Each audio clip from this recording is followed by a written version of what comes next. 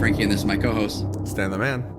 We are excited to talk to you about the RC and what happened at the standard RC. And with that being said, you notice this is a special episode, a little different since we're on Discord and not in person at Boar's Hat, but that's because we have the RC champion, Adam Weiss here. Adam, thank you so much for joining us. We really appreciate it. Yeah, thanks for having me. Of course. With that being said, we just want to get into some quick housekeeping. It's going to be short and sweet this time just because we don't want to waste Adam's time. And Adam, if you have anything to add at the end, you can feel free to shout out your homies or whomever helped you out. But as always, the best way to support us is on Patreon. To our patrons already, we really appreciate you guys. And if you guys just want to watch for free, always free on YouTube. If you guys want to give us a subscribe on YouTube, that we really appreciate it. You can follow us on X. Frank actually just posted his RCQ win today. Finally, not the bridesmaid. So he's going to be going to the next RC. Very excited about that. Anything else you want to add, Frank? It only took 5 tries. 5 finals tries. For sure. Otherwise, Adam, you want to shout out any of your people? Otherwise, we'll give you another segue during the outro. Oh, let's do it during the outro. All right, man. For sure. Appreciate that. With that being said, why don't you tell us about the man behind the deck? Yeah, so I was like, those who don't know me, my name's Adam Weiss. I'm a local to Nerd Rage in the North Shore Chicago area. When I'm not doing Magic, I'm a middle school teacher. I teach cool. 8th grade math. Cool is a stretch. Hey, I love teachers, man. I respect it. I respect the grind. I'm a middle school math and social studies teacher for 8th grade. Which is a very interesting time. I've been a teacher now for about 5 years. So started right when COVID started, which was a great time to get into teaching. Yeah, right. Wow. Bless you, man. Bless you. Can't wait to get in the classroom. Anyways, here's the link to the talk or whatever. Yeah, exactly. It was a weird time. Probably really difficult to keep people's attention spans, over the computer. 100%. It was seeing rough. Weird stuff in the background. Yeah. I've definitely seen some weird things in the background. Definitely saw a lot of ceiling fans too. I didn't know there were so many different types, but I saw a lot of that.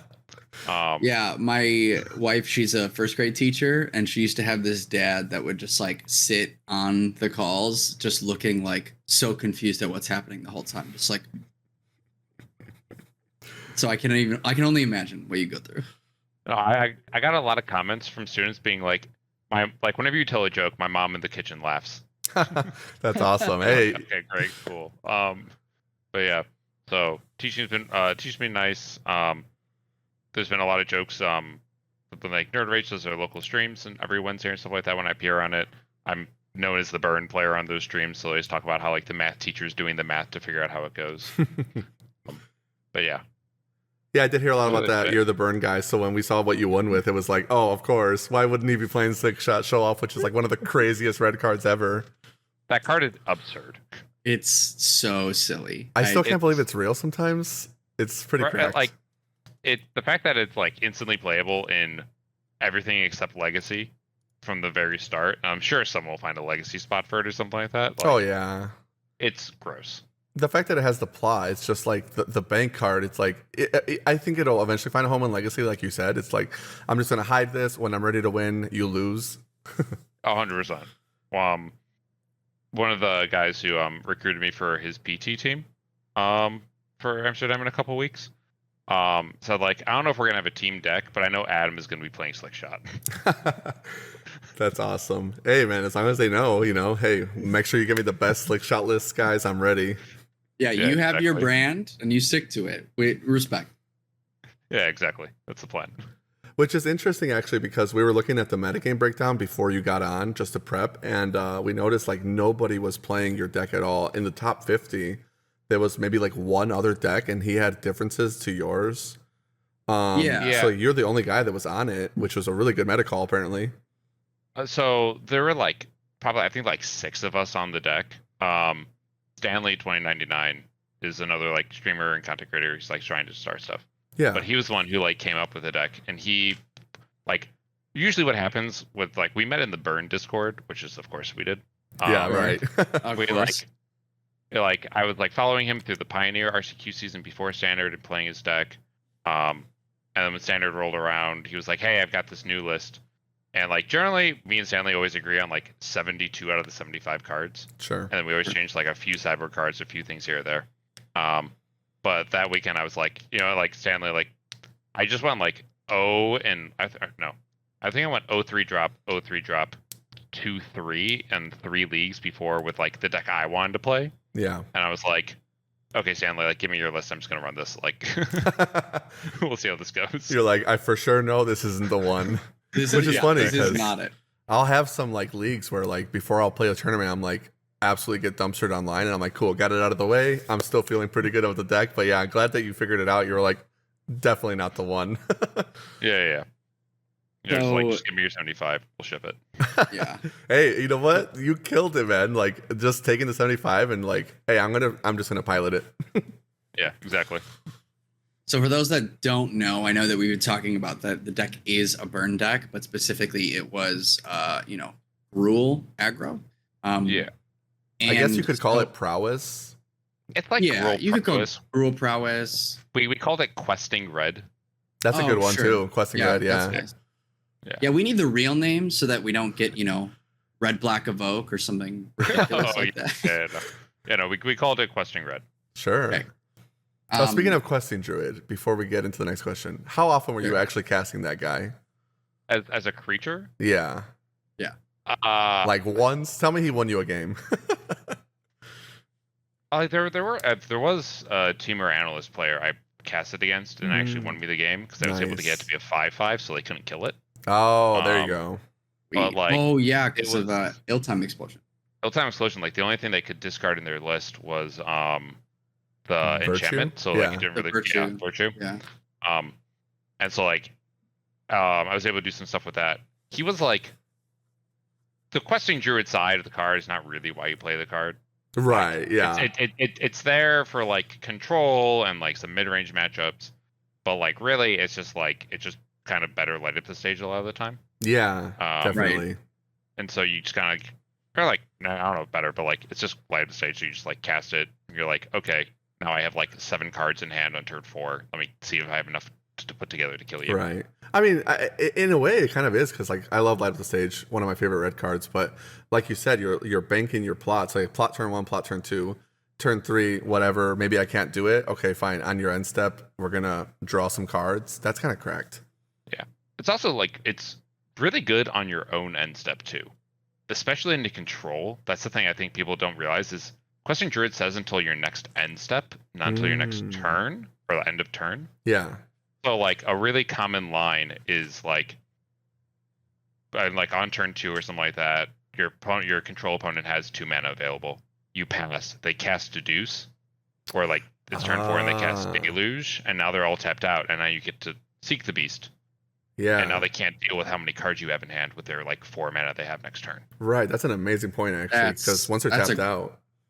Yeah, and that's like a really like finite line that I don't think a lot of people would see. So that's awesome.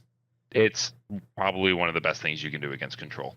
Yeah, for sure. I mean, it's like guaranteed to resolve. It only matters that you're drawing the cards relatively, and from there you can figure it out. I mean, having 7 cards against control, they can only counter one of them realistically in this format at least. That's very cool. Yeah. Love that. What was the next question you were gonna ask, Frank? Oh yeah, I was just gonna say like, what in your testing like made you decide to go with Gruul? Like how did you kind of land? I know that you kind of mentioned that you went to a few leagues, didn't like it, but like what brought you to this deck in the first place, and like what made you make final decisions on some of these sideboard slots? So the fact of the matter is like there's 7 red cards that are insane for aggro decks right now in standard, and it's Slick Shot, Play with Fire, Swift Spear, Kumano, Monstrous Rage, Fugitive Codebreaker, and Demonic Ruckus. Yeah. And so if you want to play like a red aggro deck, and you're playing like 20 lands, then you're up to 48 cards already set right now, and so you only need 12 more. Sure. You throw on like a couple Witchstalker Frenzies, you're at 30, and now we have like 10 cards to do shenanigans with. 4 of those are Questing Druid, which is absurd. Yeah. 2 of those ended up being Snakeskin Veil, and then 3 of them were like the double strike spells that like sometimes had other text on them, but mainly just said double strike.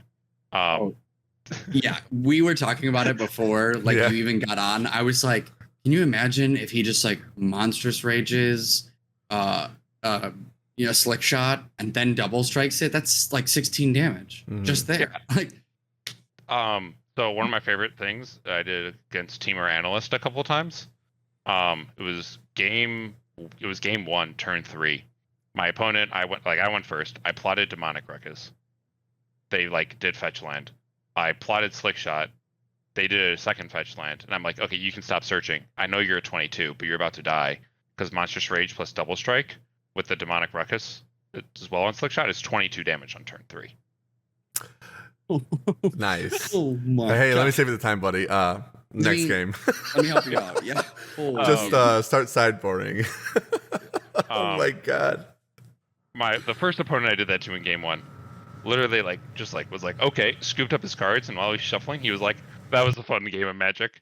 And I was like, okay. Right. The second guy I did that to thought for like 2 minutes on whether or not to cast Nissa on turn 3 or not, because he went first. And he was like, yeah, what are the odds I die on turn 3? Cast Nissa, died. Dead. was Well, and with kind of that in mind, right, and the Yeah. power of you having the ability to kind of 22 someone on turn 3, Yeah. do you feel like the field had sideboard cards for you? Because it looked like, right, if only 6 people were playing it, that's a really small percentage. Yeah. I think people didn't respect it enough. I think they had like the duresses and the extra cut downs and go for the throats and stuff like that. But I think one of the things that this deck does really well is it pivots between all of its plans really easily. And I think this is actually where like open deck list helped me a lot more than it did my opponents. Because like you would think open deck list, they can see control, they know to mulligan for removal spells. But like I've talked about this with a few people before, that like the first 3 turns of your aggro deck are the most important turns you can possibly like for the entire game. And what cards you play on each of those turns really matters into turns like 5, 6, and 7 even. So like if I'm playing against control, I know I should be like plotting my Demonic Ruckus and plotting my Slick Shots. And I actually want to be saving my Kumanos so that like turn 4 they cast Wandering Emperor. After they cast it at combat second main phase, play Kumano, kill their Wandering Emperor as well. Right. That's actually such an amazing point. And like I don't need that extra like damage on turn 2 in order to kill control, because like they probably have enough no more lives, temporary lockdowns that like playing Kumano early isn't good enough. Right. Versus like mid range, now I know play my Kumanos. They don't want to spend a removal on it. It's great. So like they can have their sideboard guides and their sideboard plans, and they can have their duresses and cut downs and stuff like that. But there's so much opportunity for me to play around it. Go between going wide, going big, stalling, and just like slowly building up pressure. That like there's not much they can really do about it. It's really like I'm putting the game on my pace. And so like me and my friends had this saying when we went into it with testing, and I think Carson put in his article too, that was like you don't need agency if your opponent is dead. And like the agency was like, I don't know if the word is agency, but like I had all the tempo in the matchup, I had all the pressure, and so like they didn't have any agency and they died. Yeah. No, that makes a lot of sense actually, because one of the cards I wanted to ask you about was Fugitive Codebreaker, and you're saying that it's a cracked red card, but when Murders first came out and people started playing that, I actually felt like, and at the time I was playing blue light control, so I actually felt like my red matchup got a little bit better, since we were obviously playing like 3 to 4 lockdowns as a result of Convoke anyway. And when they were spending 2 mana on a creature that wasn't getting plotted and being the most insane creature of all time, I was like, I'm super happy with this. I'll take the 2 damage, temporary lockdown, or maybe I'll take 5 damage on the 3rd turn if they went first. Temporary lockdown, kind of stabilize. And in the context of how wide you can go, and then the fact that they have to respect the Slick Shot, they only ever want to remove the Slick Shot, especially if they only have 1 removal spell, and you're sitting there with like a Snakeskin Veil, like, I'm just going to play around you until you force me to use it. I mean, yeah, it makes a lot of sense. You have all the control, all the tempo, and you just don't have to. I think that's really what separates you and the other good red players from the runs that I've been playing against online, where I'm like, yeah, Kumano turn 1, Fugitive turn 2. What's this guy doing? I don't know, but I'm happy with it. I'll take the W. And then you play against these really good red players, and they're like, I'm actually going to kill your Wandering Emperor with Kumano, like you said, which I've talked about before. It's people don't respect the fact that that card can hit Planeswalkers, which is another reason why End the Festivities is really nice. So Yeah. I'm glad you brought that up. Yeah. And I was just gonna add that, like, I'm glad that Stan brought up Fugitive Codebreaker, because I noticed that your list had 4, whereas the other person in the top 50 had 2. And so I specifically wanted to ask about that card because your list was different. Yeah. So I think that card gets a much worse rap than people like it should. And I think people play it wrong.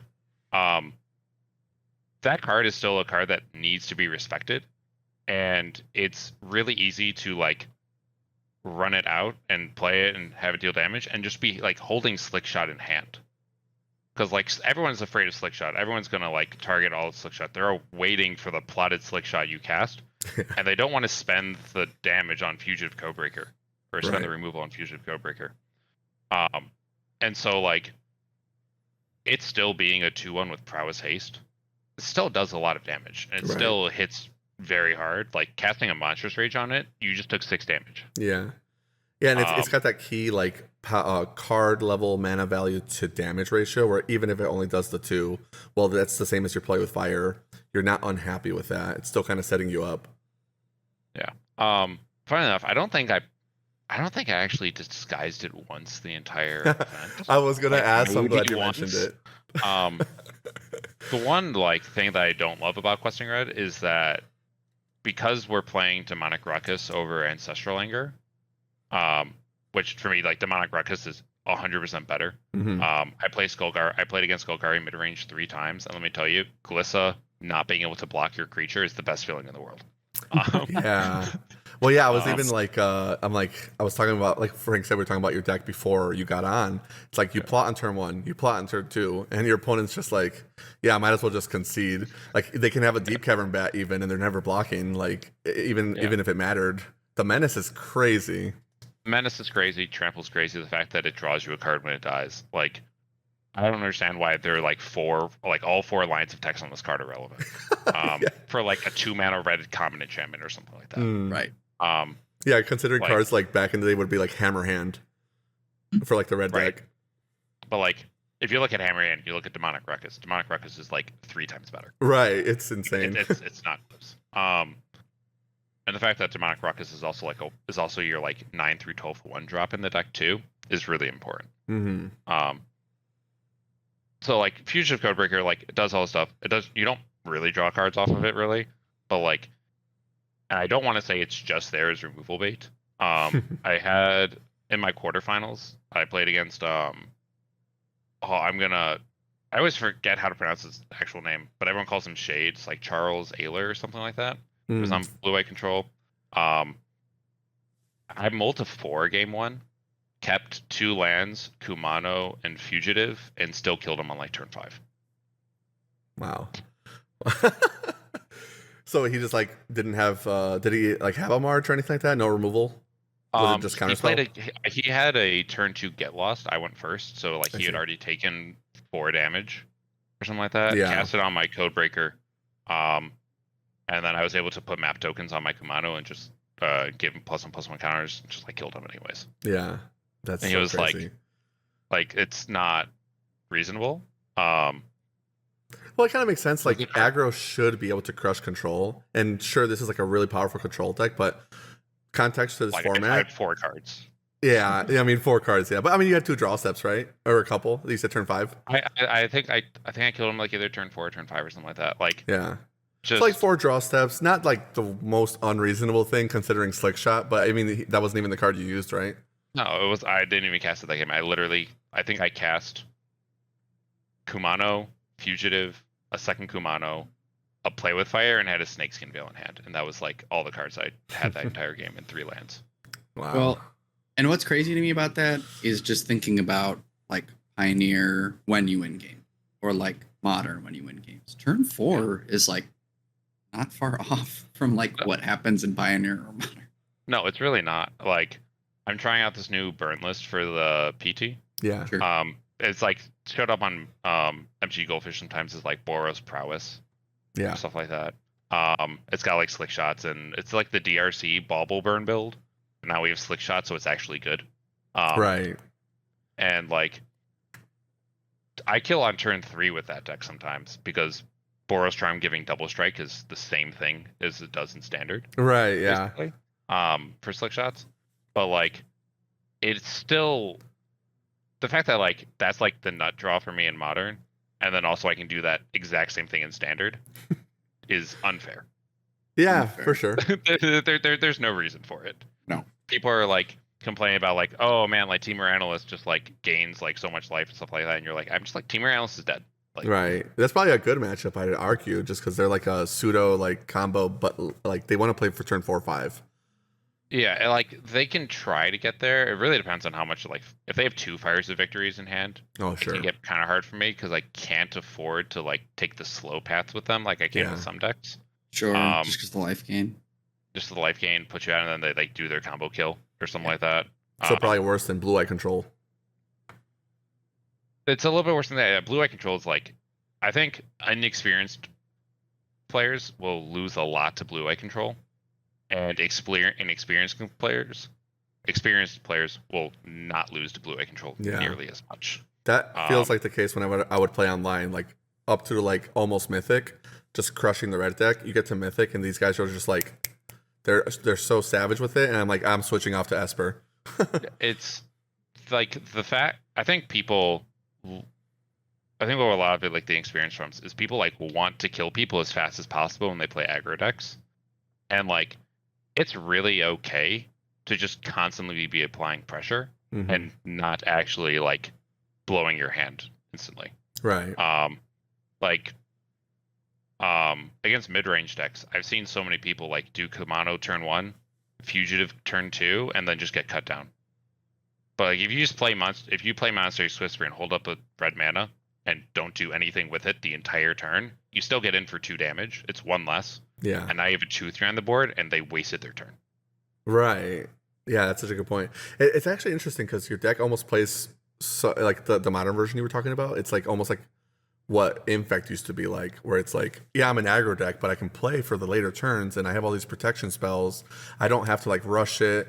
It's like the aggressive deck for the thinking man, almost. You know what I mean? Yeah. Where it's like, yeah, inexperienced players, they just want to blow their load. Oh, I can get turn 2 kill with scale up. It's like, sure, but play around their removal, respect their game plan. Yeah, like just I think also like it's a lot easier to play around removal in standard than it is in any other format. Like I don't know how much you can play around them having like double solitude, double white card in modern. Yeah. Like I don't know, like free spells are broken. Yeah, 100%. Like, I'm looking at your lands and you're like, you have like 2 forests in play because you couldn't find a black source. Great, like I don't have to play around removal anymore. You Right. just die. Yeah, and like unless they have cut down, it's like all 2 mana removal or something. So even March of Otherworldly Light is not amazing. Yeah, or if they have to 2-for-1 themselves to do March of Otherworldly Light, like cool, it's right? It's almost like exactly what you wanted. You're like, and you killed the wrong guy. Yeah, exactly right. It's really, really powerful, and I think like if you have any amount of patience with the deck's insanely rewarding. And I think if like you want to kill people by turn 3, the deck can be rewarding, but it's going to be one of those like it happens once in a while kind of things that it's not really consistent. Honestly. Yeah, and honestly, it's kind of better that way. Like going back to Infect, before it got really, really good, and then Gataxian Prof got banned. It was like, yeah, turn 3 is a kill, but like you're more often playing for turn 4, and then just like having it in like in a more guaranteed way where you can like confirm that the guy's going to get through before sideboard plans, obviously. Were there any matchups that were like unwinnable for you that you felt like going into this event, or maybe like more interesting lines than like Teamer Analyst or Blue Eye Control would have been? The one thing that kind of worried me was Golgari midrange going into it. Sure. I guess there were 2. One was Golgari midrange. They they have a lot more removal, and they have the Gix's Command main deck, and they also just have like generally larger stuff. They're really good at playing the creature game. Yeah. Um, Archfiend is a crazy card too. Yeah, if they're on the Archfiend plant, like Archfiend is disgusting. I actually can't kill that card. Yeah, do not disagree. Game or something like that. So like that can be a really big problem. Luckily I was able to 3-0 my Golgari mid-range opponents, but that was not the expected results. Round 1, I sat across from Golgari mid-range, and I was like, well, I guess this is how my event's gonna be. Sure. And then little did you know. Yeah, dude, yeah. What a way to start the day, honestly. Yeah. The only matchups I lost to the entire time were the 5-color Legends deck, or the 4 whatever. Oh, the Rona combo one with Relic of Legends. Yeah, Relic of Legends, Slowgurk, looping stuff like that. Yeah, Honest Rutstein. Yeah, that deck is cracked. That like the only people who can do well with that deck are insanely good at the game. I think like if you're even like a middling player who like, I don't want to like, this is going to sound like really like mean. I don't want to sound that mean, but like if you know that you like just qualified for the RC and you're like lucky to have gotten in, and you're not someone who like expected to go in because you're a grinder who does all this stuff, like 5-color Legends is not the deck for you. Sure. No, I don't disagree. I honestly don't even think you're being that mean, because at the NRG event in Indianapolis during teams, I played against Nicole, and she was playing the 4-color Legends deck, and looking at the difference between somebody like of Nicole's caliber and like the average guy at FNM, it was like like the turns were insane. And then like, oh, you cast one spell out of sequence, you're dead. Takanuma, Odawara, GG, Slowgurk, I win. Yeah. And we feel that way a lot on the podcast. We actually talked about like the last time when people like show up to events, even for Pioneer, and they're like, oh, I'm trying Phoenix for the first time. And they're taking like 4 minutes per turn because they're like, wait, I could do and this. And I'm like, brother, please. Like, yeah. Shout out to Kyle Gonzalez. Yeah, I think he lost his win in for top 8 at DRC, but he's a local too, and I don't know if he's a local, but like Nerd Rage grinder. He grinds a bunch of Nerd Rage. I've seen him at events. Yeah. I mean, I've seen you at events too, but this is like the first time we're formally talking. Yeah, but like he killed someone in like on turn 4 or something like that, but like in 4 minutes on camera at some point, because he's fast. Yeah, like he plays Titan too. I played him when he's playing as Titan. I'm on Burn. I'm like, yeah, man, just like he's like, and it's like, that's how I felt with Nicole. I was like, she actually went like, do you want me to like slow it down? I was like, yeah, there was a you cast 3 spells, I was ready for 2, and it's like, oh yeah, Honest Rutstein's a cost reducer. I'm like, oh yeah, okay, totally fine now. Yeah. Those fast players that can play that fast and not make mistakes, I'm like, okay. I had the same thing against Connor Mullally during the mono green Karn time in Pioneer, where he was like, I'm generating this mana, untap, and I was like, I'm sorry, can you just take it one step back? Yeah, I think if you're like that caliber of player, like the Legends deck is for you, and like you can pile well. I know personally that's like that's not something I'm prepared to do. That's not that's not my wheelhouse. I'm really good at like knowing what your game plan is the first 5 turns and like trying to find a way around it. But like I lost to Yeoman 5 playing Legends on day 1. In day 1, 8-1 somehow. But like my first 5 matches of the day, or first 4 matches, 4 or 5, I never went to game 3.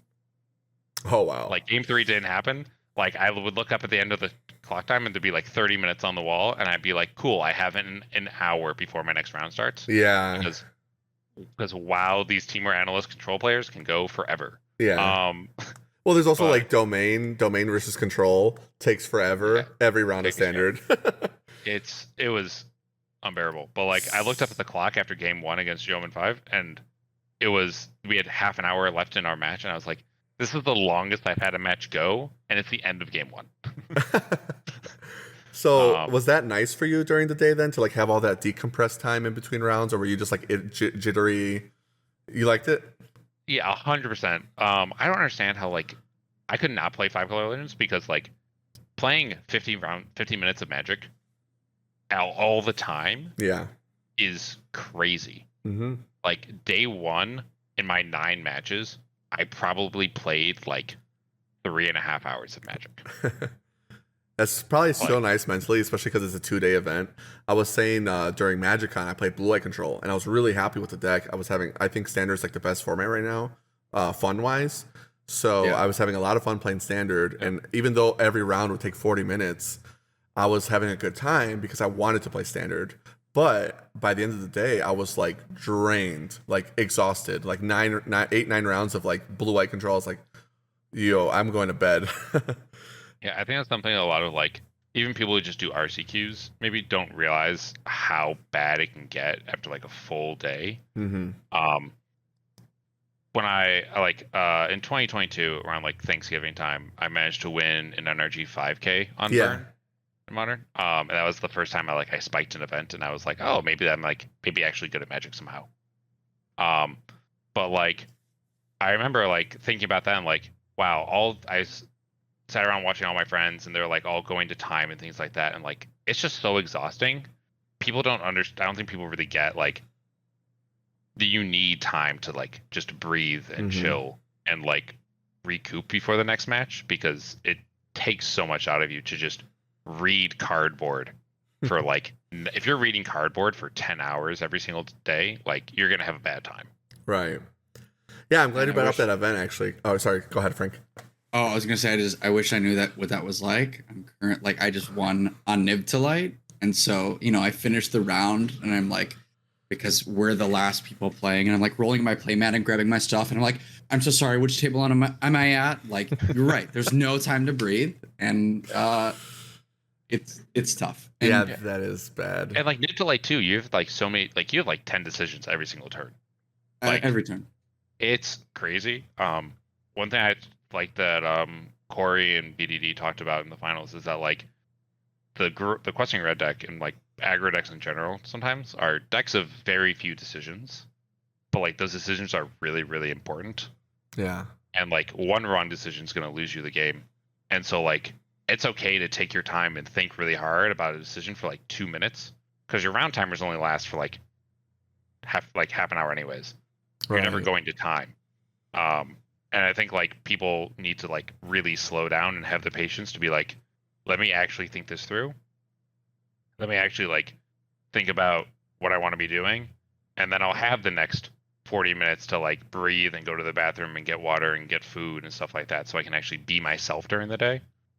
But like I can't imagine doing that for like Nib to Light, or like George Jabora plays Blue Eye Control every single day. I'm like, I don't know how you like what are you doing, man? You get done and you're like, kind of reminds me of chess actually. Do you watch any chess or like keep up with anything like that? I do a little bit. I've seen like the fact that like there's some big chess event in like Gotham was talking about. Oh, okay, you watch Gotham chess. Like a little bit here or there. Sure. But like he was talking about how like he was really good for the first like 8 games or something, or like 6 games, and then the last 3 he like just didn't realize how tired he was gonna be. Yeah. He, like, I've been watching the same videos this week where he's in Spain, I believe. But to bring up chess, I like what you're saying about the burn deck, because a lot of times I try to like when I'm helping out my newer friends, or like the guys that want to get to that like RCQ/Nerd Rage level, or even like Star City games maybe. I will like be like, okay, listen, you got to know when to like pause. And when you're playing aggro, it's like it's free. It's like every turn is a pause. It's like you're solving a puzzle. In chess, they'll be like, let me sit down and actually plan my turn ahead a couple times. Let me actually have some kind of decision-making process. And you don't have to worry about the clock, like you said, when you're playing aggro, as much as like when you're playing control. I'm used to kind of playing fast my first couple turns, and you might actually miss sequence like a Wandering Emperor versus a Memory Deluge when you're like, well, I'm worried about turn 10. Stop worrying about that, like and there's something to be said about the endurance level. Like the chess players will say like they go for runs and they go for like good exercise because they're going to be at the chessboard for like 9+ hours. And it's like being at one game for 9 hours, I can't imagine. But like a Magic tournament's very similar. If you're out of shape or if you're mentally drained, you didn't get enough sleep, it's going to be a lot similar to that. Yeah. One of the things that like really, from just being in this conversation with you, has really like solidified some of the things that Stan and I have said about playing aggro, is that like, right, for newer players, you kind of like bring them in on aggro because there's not like crazy 10 lines like there is with Niv to Light. But we've always said that like aggro is not like easy. It is not easy really to pilot. It's like to be a great aggro player is needing to know like, oh, as you said, these first few decisions are the most important ones I'm going to make. Like even you just talking about when I'm playing Kumano, like playing it way later versus blue eye control, like my whole mind is blown. Kind of reminds me of that. Have you seen the bell curve graph where it's like, yeah. it's like burn is for noobs. Well, actually, it's like burn is for like the pros or whatever. It's like, you have to be good to play burn. You have to, only bad players play burn. It's like I have to like I just cast spells at their face. I think really hard about every single turn and every single spell matters. Blah blah blah. Yeah. Pros are like I just cast spells at their face. Exactly. But it's so true, man. Like I tell a lot of the guys at the shop when I'm like kind of memeing around. So like I own the Borsat Gaming, if you don't know Adam. Yeah. So like I'm always here running the shop. Yeah, for sure. So I've seen you here, and I'll like just meme around with the guys, and like if they're like upset about a loss or whatever, I try to like make a joke to like brush it off. But one of the jokes I'll make a lot is like burn is the pro player deck. If you're not playing burn, you're actually bad at Magic. All the guys that think they're good are playing like a mid-range control. Yeah, like you don't need agency if your opponent is dead. Exactly. It all circles back. If I don't see that on if I don't see that on a t-shirt at the next energy, I'll be disappointed in someone. That's got to be like your quote for your shirt, you know? Like I do like the never didn't have it thing because I used to play Tron. But you can just like even like quote the guy, you know, from the article. Like it's actually Carson quoting me. Like one of the interviews I did. Oh, nice. Like didn't make it to stream or something like that. And like apparently he got the access to that because he was talking about what I said. But yeah. That's really cool actually. Yeah, there's like a couple quotes in there that we said.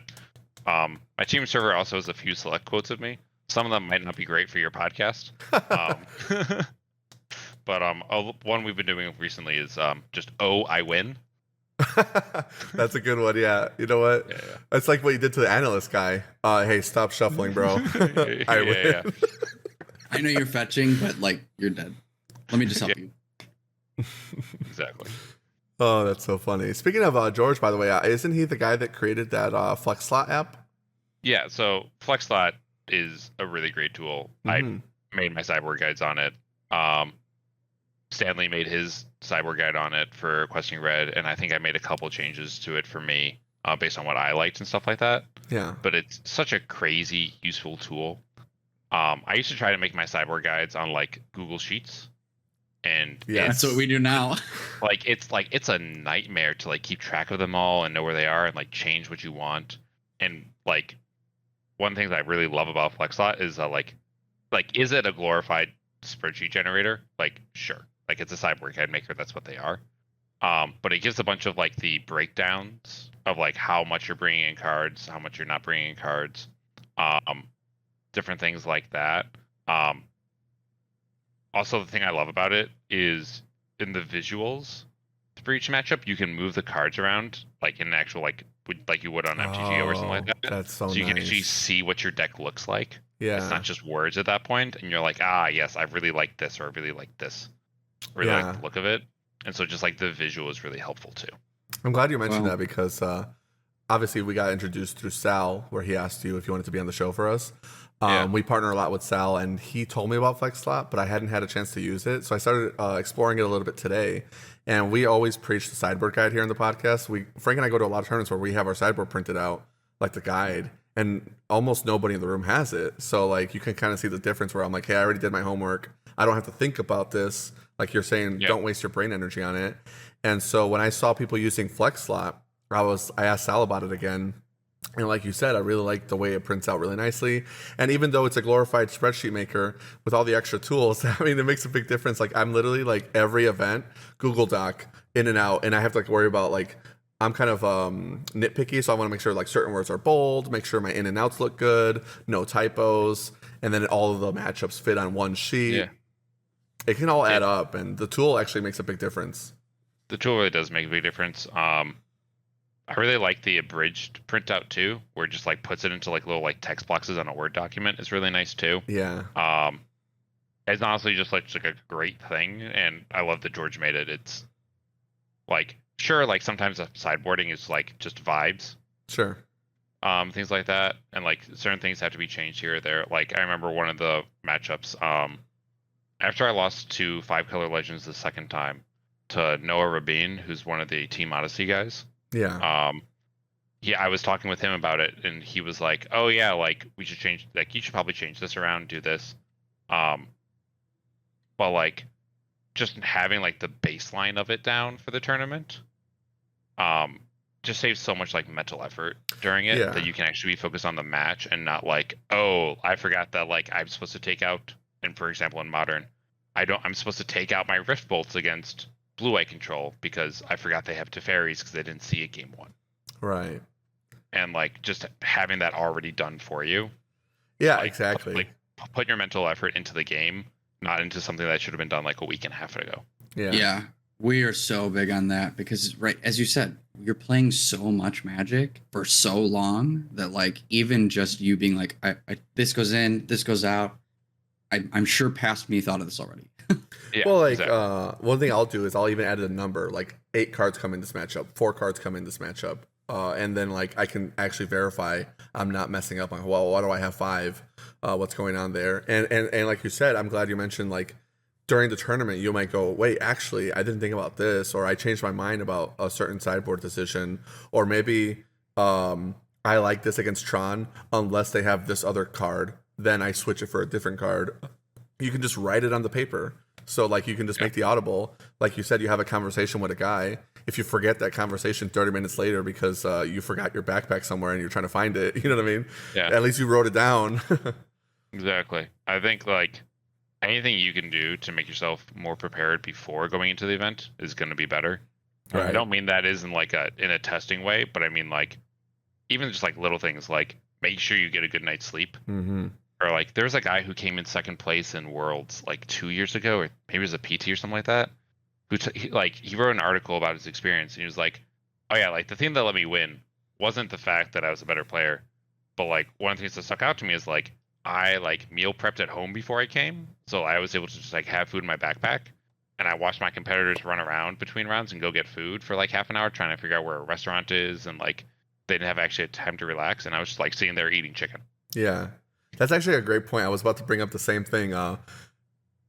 My tournaments when I was single and my tournaments after being in a long-term relationship are like completely different, where my girlfriend is such a planner and I'm like the opposite. I'm so like last minute. I gotta just what did I forget?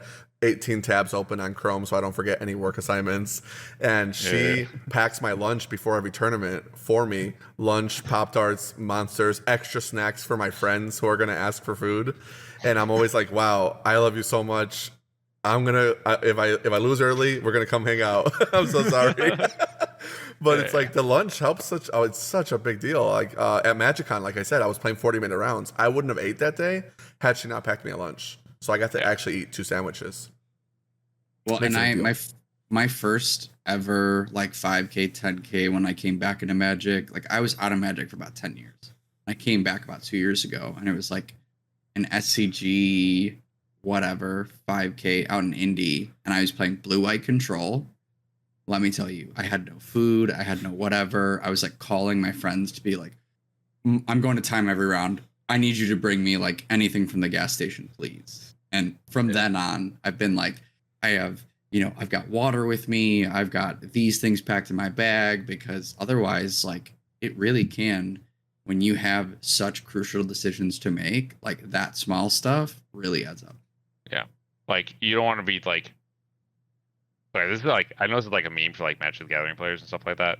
Sure. But like, even just like doing something like putting on deodorant and taking a shower before it. Yes. Just not just so like the room smells not like a barn, but like sometimes, like, for those of you, like those are the listeners who know what I'm talking about, sometimes you're like in the middle of a game and you like inhale through your nose and you realize that like the stress of the match is causing you to like stink. What? And yes. And that's like not a thing you want to have on your mind in the middle of the game of Magic. Is like, oh, my opponent can smell me, how bad I smell and stuff like that. That's so rude and inconsiderate.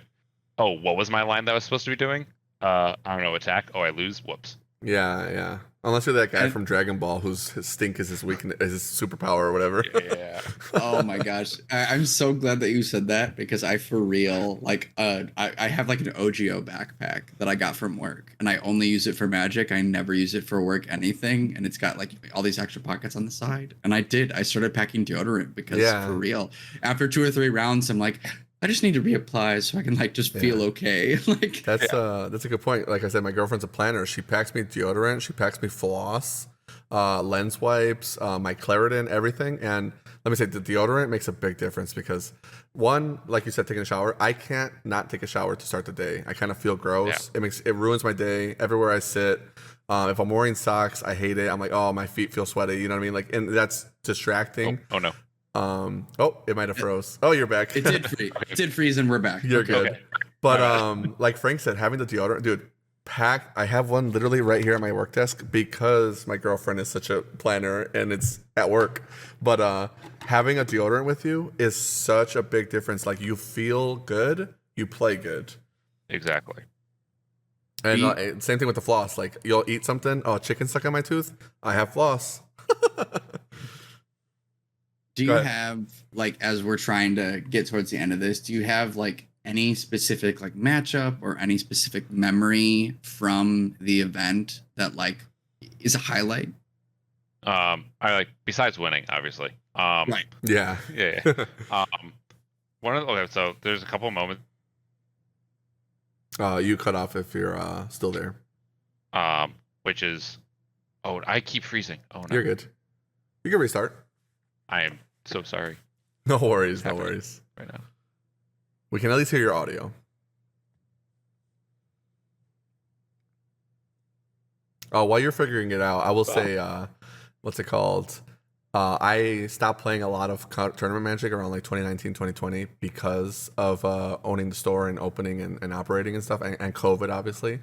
But seeing your Nerd Rage event that you brought up where you won, that's kind of like where it was like the Palpatine moment for me. Like, we'll watch this career with great interest. Because then I started seeing your name all the time. So when Sal was saying he plays with you every Friday for Legacy, I was like, oh, dude, like that's awesome, man. I'm glad. I love seeing our locals win because like I simp so hard for the Midwest. Anytime somebody comes to the shop, if they're new to Magic, I'm like, the Midwest has the best players. We got some of the greatest guys here. There's so many good players. You're gonna get good at Magic because you live here. Yeah. Like, okay, so like yesterday I went to do a draft with some people. The people at the draft, Bradley Schlesinger, who won the last Dallas RC, Yeah.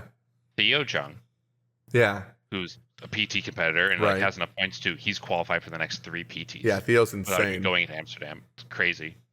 Mac Endress, who Yeah, Mac and Dre's, yeah. who's also been I see my RCQs all the time. He's been at the PT. I think he just won an RCQ today. He's an Energy Champs multi-time competitor.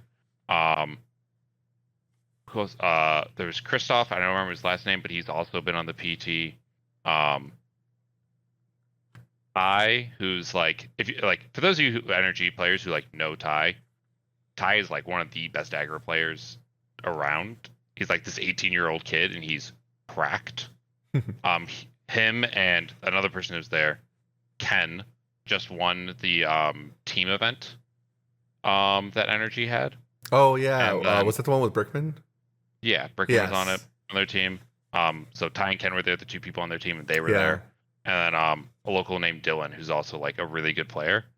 But I was like sitting at this draft, being like, "Am I like I just won an RC, and like I'm pretty sure I'm like the worst person in this room right now." Sure. Yeah, no, I Like- mean, the imposter syndrome also kind of gets to you, like where people might be looking at you like, this guy's fucking good, you know, and you're just like, oh, dude, like I'm at a table with all these savants. Yeah, like- That kid you like- mentioned though, like, yeah, he's really good. I played an RCQ at Min-Max, and he's like, this is my first time playing Control. He won. Yeah, no, he's also not a control player. Mm, He's just really good at the game. yeah. And I was like, I think he either top aided or I think he top aided the NRG Chicago before the Energy or before the MagicCon on like mono white humans and like a room full of Amalia. Like I don't understand how you do that in Pioneer because that deck sucks. Right. Yeah, I was gonna say the same thing. Mono White's so It's like bad. it's like on the third page of like decks on Goldfish. Just Right, always like- hit the Banisher Priest. Like, I don't know how he does it. He just like wins every single time. He's just like that good of a player. But like the fact that like I'm in that room and like that's also like the average Chicagoland RCQ. It's Right. Like those players, and you're like, how am I ever gonna win any of these things? When like the RCQ I won to get into this, I played against Matt Hoey, Honor Mullally, Theo Jung, Zoe Reederman, Benji, I forget his last name. Yeah, Benji. I forgot his last name And too. then but like, and then there's a couple others, Simon and Eli. I don't want to drop, but like, I walked into that room and I was like, there's like half a PT in here, like Yeah. or like half of NRG champs, like. So I tell our guys, what is happening? We've been getting so many, as a result of like the podcast and obviously the store, we've been getting so many of our friends into more competitive Magic from Commander. And we've been taking them to these RCQs as I have free time and Frank growing a bunch of them. Yeah. And we'll take our buddies, shout outs to you guys if you're watching, and they see like the same faces. And I'm just like, and then like the rest of them may be good. Those guys for sure. And then they start seeing them at every event. Like, oh, Connor Milletti's here. Will Kruger's here. Zoe Reederman's here. Oh, it's the same guys. Exactly. Kowalczyk, exactly. And he comes to our locals. So Kowalczyk's been helping beat up on some of my guys to get them better too. And I'm just like, there we go. Yeah. Like it really is just like when I started playing competitive Magic, my like the Wednesday night moderns were against like Bernal, Hoey, Dow, and like just like the hot sauce crew. And I was like, I mean, I guess this is how I get better. But like, man, like I'm gonna get crushed for the next like 6 months. Yeah, I miss those days. We used to get like 40 players at Nerd Rage, and I would commentate on their Wednesday nights. But that was like back in 2017, 2018, when I could actually come play Magic. Now I have to work Wednesday nights for the shop. But dude, playing at Nerd Rage on Wednesday nights, that's where I send my guys. I'm like, go play at Nerd Rage on Wednesday. You've probably seen like Jack and some of the other guys. No, Jack's been great. Yeah, they're super good people, and they're getting a lot better. Jack now versus him 2 years ago, I'm like, oh my god, you're really getting it, man. Yeah, I think like the only way you're gonna get better is to play against good people, and like them point out your mistakes and like help you get better and stuff like that. But there is like a certain moment when you're like going into like this room and you stare at these people and you're like, I mean, I guess I'm being like my lunch money is gonna get stolen from me today, but like maybe I'll learn my lesson. Sure. Oh, but I mean, when you win those locals, you're like 3-1 even. You're like, oh my god, like I had one Wednesday where, and I was pretty confident already, but I beat like Ricardo Tovar, if you know Tovar. I beat Tovar and like 2 other guys. I wish I remembered their names, but they don't play as much at Nerd Range anymore. At the time, they were like the M bosses though. I think one of them might have been Tommy. If you know Tommy. So I 4-0'd that night and I was like really feeling it. The next week, my buddy Todd, I'm like, hey, put Tybalt in your Hollow One deck. It's the tech, bro. And like he gets on camera against Ricky in the final. And I wish that they had saved the VOD. I should have downloaded it. But they're on stream and I'm commentating with Dakota. Ricardo had to bounce Tybalt like 3 times in a row with Cryptic Command. He's playing blue-red like Through the Breach, Emrakul, that deck. Yeah. He had the Cryptic Command bounce a Tybalt 3 turns in a row to not die to Tybalt's minus after the first plus, where it's like minus damage for cards in your hand against Hollow One. It was so funny. Just like stuff like that. And then you're like, oh, wow, I really feel like I'm getting it. That's... I mean, there's like so many moments like that where you're like, oh, like I'm getting this, I'm doing the thing. It's all clicking together. But like, it's also balanced out with sometimes like, the last energy streams I've had, I tried a thing where I played like Domain Burn because I was like, everyone puts the line of line and stuff. And I did it in Tron, bro. Right, like just try it. I think all 5 games I played on camera, I drew Leyline the Gilpax as my first card for turn every single time. Oh no! I was like, what is happening here? Or like I played like the Boros Prowess. And the deck runs 17 lands, and like I would have 8 in play by turn 8, and I'd be like, like okay, sure. Like those moments have to happen too, and like you just kind of have to laugh at them and like have a good thing about it because like I mean, like, guys, we're playing a card game. Right. Let's calm down a Exactly. little bit. Exactly. And that's so helpful, I think, especially for any of our listeners or anyone listening, to be like, if the guy who just won the RC is like, yeah, there are times where I just draw 8 lands in a row, because when you are in like a rut for like a couple events, you're like, there must be something wrong. But like, it's just the game. Mm-hmm. My confidence was an all-time low going into the RC. I was trying this like, is it deck instead of like, it still ran like the core like Sure. of red cards, but behind the mask is this like random throwaway like common or uncommon from Murders of Tarkov Manor.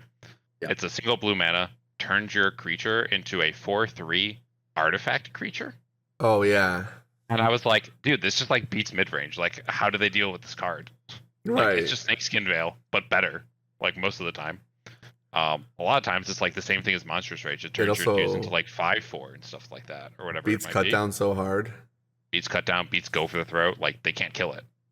Yeah. Oh, that's insane. Artifact creature. Right? Oh my god. It turns into an artifact, and like they cast go for the throat. And you're like behind the mask. They read the card and they go, "Okay, your card dies." I'm like, "It's an artifact now," and they go, It's actually so funny that that's the name of the card, because when you said behind the mask, I thought you were talking about like the meme where the guy's like crying, but on his mask is like a smiley face. Like, that's literally that card, bro. That's how your opponent feels after he goes, "Oh, artifact creature." Yeah. Damn. Yeah. All like, right. It played. That is a deck played the Otter too, because the Otter is like the other 1-drop. Elusive Otter, yeah. Yeah. Elusive Otter.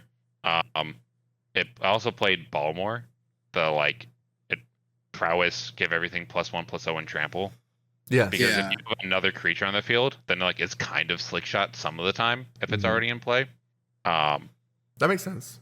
And like I was trying like Fading Hope and stuff like that instead of Witchstalker Frenzy to bounce creatures and like push through. Trophy the first time I played the list, and then after my rut, I was like, and we're done. That's funny. I mean, it kind of makes sense too. Like, I think definitely the green is better, like you said. Yeah. But the blue shell doesn't seem that bad. Obviously on paper, and then like getting to a trophy with it, it's pretty cool. At least you can say you did it. You're like, hey, I got a 5-0 with it. Deck's not bad. Can't be that bad if I got a 5/0. Because much worse than Questing Red. If you want to play standard, just play Questing Red. Right. I guess you probably covered all like the secret technology the deck has for anybody that wants to pick it up before rotation. You want to go even after rotation, we're not losing that much. True. That's very true. We lose Kumano and we lose Sokenzan as our lands. Sure. But Sokenzan doesn't really matter that much, does it? Like, yes and no. Mm-hmm. There were definitely games I won at the RC because I had Sokenzan in my deck. Yeah. Sure. Whereas I played 2 Restless Ridgeline, and I don't think I ever hit someone in the face with it a single game. Restless Ridgeline. Yeah, that's a good point. It is, great, but like, Kumano's a big hit that we're gonna lose. Yeah. We also lose Play with Fire, but we already have Shock, and so like, it's not that big of a down. It's rough, but it's not that rough. Right. But like, I'm very excited for Worlds being standard. Yeah. Because all Bloomburrow needs to give me is one really good mono red 1-drop. Yes. And it's fine. And you're cooking. Yeah. Then we're cooking with gas. We got. It'll like, be a the other furry. cards It's gonna be in there, man. We'll see. I would love that red 1-drop to be a furry. So you're just blasting people on camera with this 1-drop furry card. Yeah, exactly. That would be so great. Poetic. We'll see. Fingers crossed. I know you don't have to give us all your technology, but are you doing any besides your normal prep? You want to give us like an insight of what your prep for the Pro Tour looks like? I think that's next week. Yeah. So next week is the NRG, like 10K, 5K, and then the week after that is the Pro Tour. Yeah. I'm very thankful to Derek Davis and a few other guys who's kind of scooped me into their PT team. Is that like, I don't know how much I'm allowed to say, but sure. We're cooking with a lot of stuff right now, and I don't think we're going to settle on like a team deck like Channel Fireball famously did with the Rakdos Vampires list. Right. Sure. But like, I think like they brought me in to be like, hey, like, if prowess is going to be good, like how prepared do we need to be for it? Sure. Because like my deck's gonna have slick shots, it's gonna have lightning bolts, it's gonna have DRC, it's gonna have bubble, and it's gonna have probably about 18 lands, and I don't know the rest. Yeah, makes Sure. sense. And honestly, it's good to have the aggro guy on your team where it's like, hey man, like play me. Like you're probably one of the best aggro players. What do I have to do correctly to be able to even have a chance in this matchup? Yeah. And what an honor for you for them to be like, we see you play aggro, help us prepare. Yeah, it like, was wow. It was absolutely crazy. I'm super thankful. I was out like one of my biggest fears was like I'm not gonna have anyone to test with for the PT. Right. And then like literally like the day after, Derek reached out to me and was like, hey, like we're gonna take you in. It'll be great. That's awesome, man. So happy to hear that. Yeah, it was super great. Yeah, it's a little bit weird being like there's like 2 of us that are aggro people on the team. Mm-hmm. It's really weird being the only aggro player on Team Flexlot, let me tell you. Team Flexlot is like George, Brickman, Garrick, are all like only play blue-white control. And there's Dom who plays like creativity, Gorio's like let me put the big thing into play kind of decks.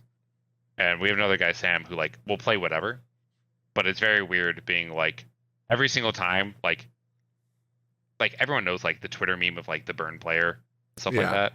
Every single time one of those comes up, I always get tagged in it every single time. Oh, sure.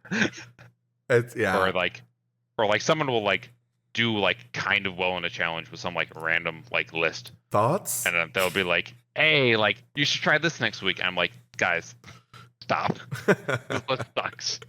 Yeah, I feel you on that. That used to happen to me a lot with Tron or just like memes in general. I used to like post a lot of memes online before doing Magic, and people are like, "Oh, have you seen this meme?" I'm like, "Yeah, I appreciate you thinking of me." Yeah. Or like, yes, guys, I saw that on Twitter. 4 other people tagged me in it. Right.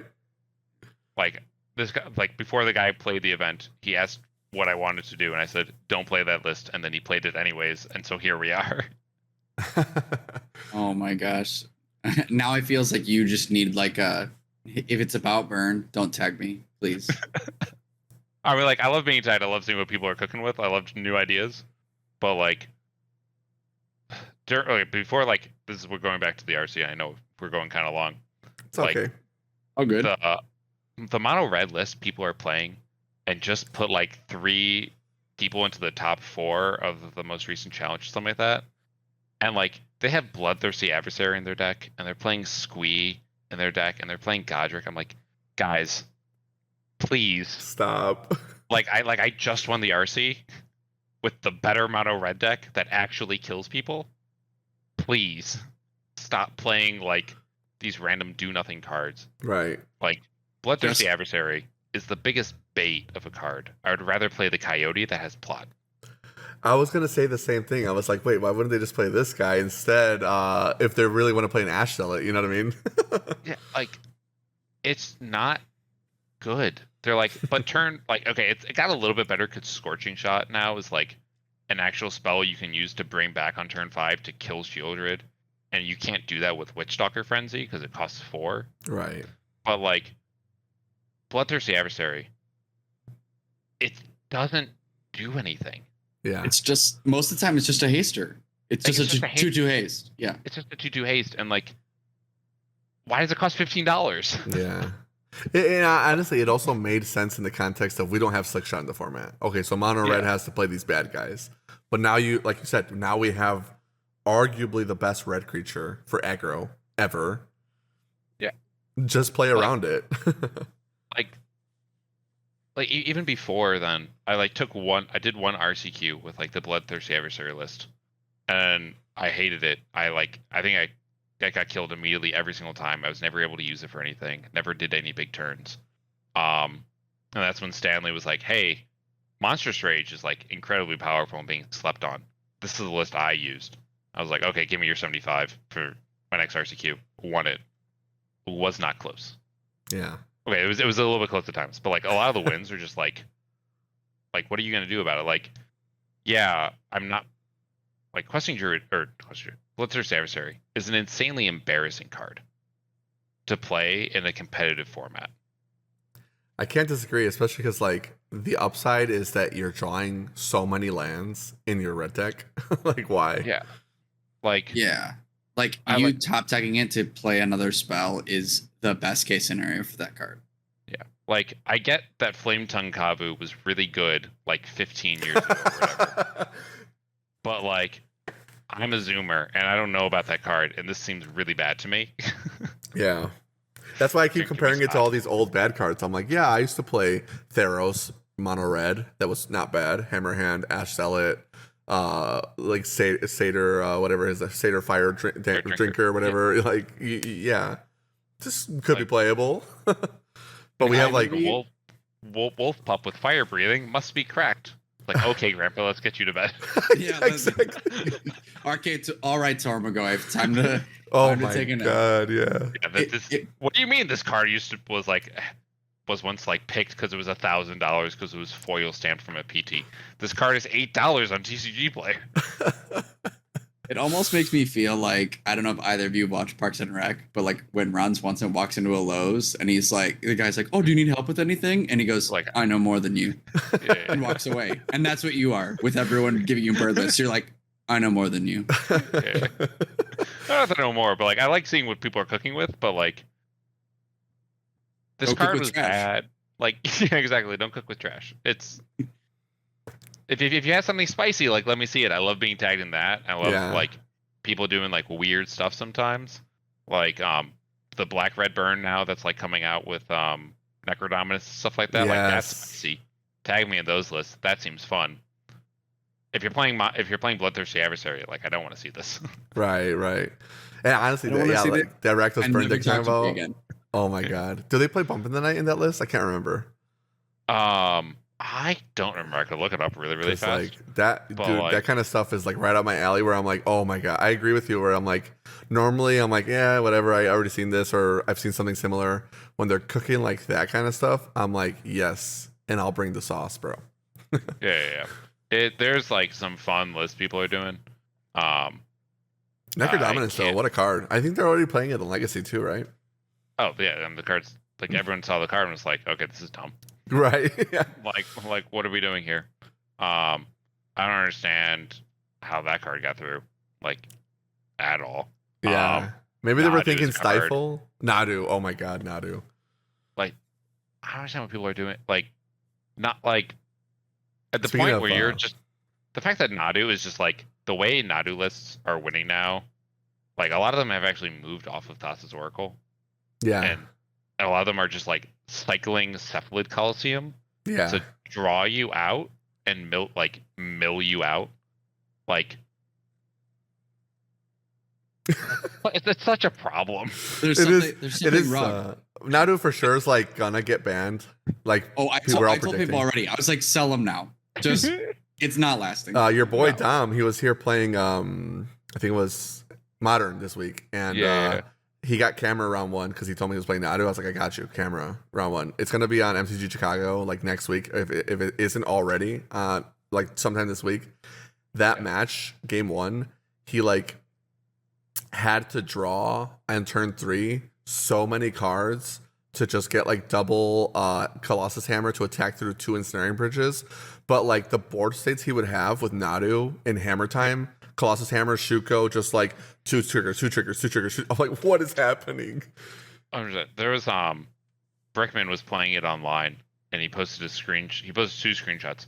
One of which was Miko not being able to handle it and restarting their game because it like crashed from all the tokens. Yeah. The second one was he told his opponent his game plan and he was like, will you concede to me? And the opponent said, like, I know you're gonna win, and also no.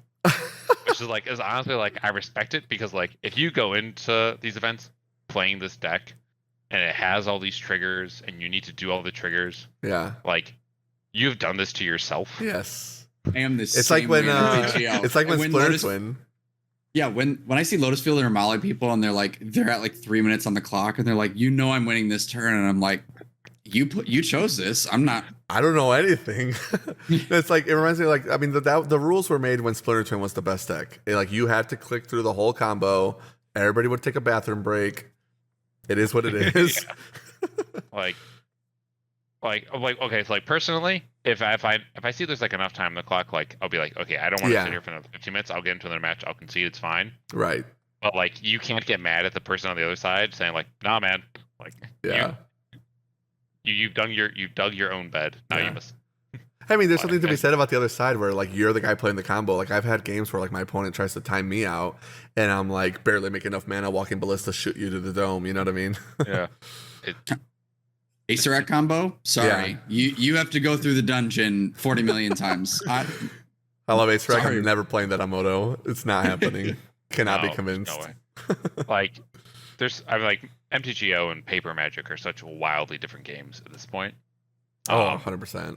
And wildly different for the meta too. Like I never am like I have to tech so differently for MTGO versus like I'm going to an RCQ down the street. 100%. When I share my lists with people, I'm like, understand that my sideboard right now is my local sideboard. This is not what you would expect to see online. My locals has 3 Goblin players, 2 Bluetron players, and like Kai is out there playing like Blue Moon or like whatever. Yeah, wizards. Like it's not the same. Yeah, I know. I tell the same people here. It's like at any given week at our moderns, like, and if we have like as many as 30 players on a Thursday night, it'll be like 3 Tron players, 4 Tron players, the Blue Tron players that showed up. You know what I mean? In addition to your 2 Blue Tron players, we have a Blue Tron player. So if either of them show up, we can have it too. And then goblins. Sometimes we'll have like 3 burn players in the field, maybe 4 burn players, and you go to another store, there's no burn players. So it's like, what's going on? No, like what's also like rough sometimes is like I know like you said, I know Self from like playing Legacy and stuff like that, and like Legacy on MGO is such a problem. Like there's so many like cards missing and things like that, and I know they're like trying to fix it here and there when they can and stuff like that. But the fact that they like banned name sticker goblin because stickers are bad, and it wasn't even the same thing online, it was something completely different. Like it's just, I don't understand. We're doing like, I know like the licensing is like problematic for them and stuff like that, and I assume they had to do something special for Lord of the Rings because it was going to be modern legal, and they probably had to do something special for Assassin's Creed because it's going to be modern legal.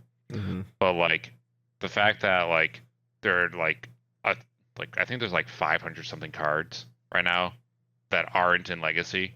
Yeah. But like, and people actually, like generally people don't use like 500 of them. They use like 6 of them. Yeah. But like, it's still problematic. It kind of reminds me of like old Pauper, where like the ban list was different online than paper because like we did or didn't have access to him to Turok. It's like, okay, well, why does this even exist? You know? Or well, this is the thing that gets me about Explorer too, because we're in Pioneer season right now. Boros Charm isn't on Pioneer. It isn't in Explorer. Yeah. Like, this is. Don't worry, brother. Historic Anthology 6. Just give us $50 and we got you. How is Simic Charm in Arena? How is Golgari Charm in Arena? Yeah. And Boros Charm's not. Like. Maybe it was some weird like list thing. Like it was on the list for something. I don't know. I could go on about Arena all day. Like I've stopped playing Arena. That was the thing that made me stop. Is like when I did my first RC in San Diego, the other standard one. I like load up Arena because I didn't like have a group of people to test with and things like that. I wasn't on a team yet, and like playing. For some reason, I decided to play mono white mid range, even though mono red was good. I played mono white mid range control. It was the worst experience of my life. I went to time every round, hated it, was like, we're back to burn. But like the players on Arena, and I feel really bad for saying this to people on Arena, but like people on Arena are worse than people on MTGO. It's just true. Way worse. Not close. Like Arena is like the friendly version, and MTGO there's a buy-in, and so the only people who are going to it are those grinders. Right. And so if you want to get really good, you kind of have to do the same buy-in they did and go to MTGO. Yes. But like Arena, the economy's awful. Yes. Like the economy you is can't toxic. get any cards you want, and it's I don't understand. Like I was like thinking about like, oh, I just want to like jam games of like questing red before the RC to like just get used to it sometimes and stuff like that, and just like watch TV on the side while like I go through lines. Right. And like I couldn't do it because I don't have all the rare wild cards because I made another deck instead that wasn't red green, and so now I can't play this deck for another 4 weeks while I grind out the rares. It actually kind of baffles me that Arena doesn't have like a hand tester. Like they want to sell you products so bad. At least let me like build a deck and do like it's almost like you play League of Legends or anything like that. And they have like the test mode where you can go in, put the dolls, level yourself up. Why don't we have this for Moxfield has it. Yeah, Sparky. Yeah, I mean, even with Sparky, that would be like a really cool tool if they want to integrate AI. It's like, oh, which card should I play first? Why? What are my stats at? Looking on the side, think about like the stats of percentages, chances of drawing cards. And then you can play your hand. Hasbro's a small indie company. They're very poor. They're struggling, man. We're poor out here. Hasbro acts like. Go ahead. I'm sorry, I don't envy the position WotC's in because, like, I feel like so many of their decisions too are like also driven by Hasbro, and like I don't know enough to really talk about it, but like the fact that like WotC is like half of or like a quarter of like Hasbro's entire revenue is like. I think it's more now, honestly. That's rough. I think like Hasbro's like I could be capping, but if I remember correctly, it was like Hasbro's like 4 or 5 billion market cap, and then WotC is like already in like deep into the billion. So like Transformers and Monopoly and all that stuff is like shrinking, and Magic's just growing because it's like the best game of all time. Like Arena got me into competitive. Like I learned to play Magic when I was 12. Yeah. At a summer camp. And I had like gotten into like Commander when I was in college and stuff like that, when I was like 20 or something like that. And then Arena came out, and I was like, oh, I can like actually play Standard. I like this like deck. I had played like Boros Heroic with Feather and stuff like in it for Standard. Oh my god, Feather. Spark. What a fun card. One of my buddies top 8 at Nerd Rage with that.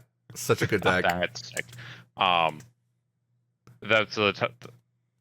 like that's what got me into competitive, and like my friend then started taking me to like modern weeklies and stuff like that with him because they couldn't get people to fire Standard. And he was like, here, borrow, burn, and that's kind of like where it started off for me. But like, I've only been playing competitive for like 4 years now, and like it's like crazy to me that like there are things that I think would like make sense and that they would have solved like 15 years ago, and there's still problems. Yeah. Like I remember, this is going back to like Legacy and MTGO and stuff like that, but like everyone knew that like the mono white adventurer.